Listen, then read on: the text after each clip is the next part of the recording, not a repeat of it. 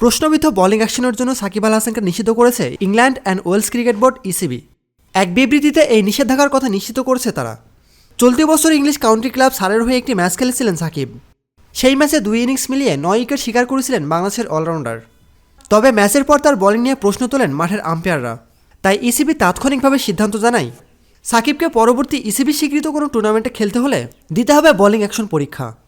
ESPN Cricinfo এক প্রতিবেদনে জানিয়েছে, বোলিং অ্যাকশন নিয়ে প্রশ্ন ওঠার পর চলতি মাসের শুরুতে ইংল্যান্ডের লাভবরা বিশ্ববিদ্যালয়ের স্বাধীন পরীক্ষায় অংশ নেন সাকিব।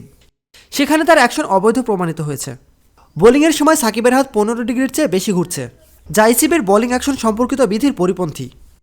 সাকিবের বোলিং নিষিদ্ধ করার ঘোষণা দিয়ে বিবৃতিতে ইসিবি বলছে, বোলিং অ্যাকশনের পুনর্মূল্যায়নের আগ পর্যন্ত ইসিবির কোনো প্রতিযোগিতায় বোলিংয়ের ক্ষেত্রে সাকিব অযোগ্য বলে বিবেচিত হবেন।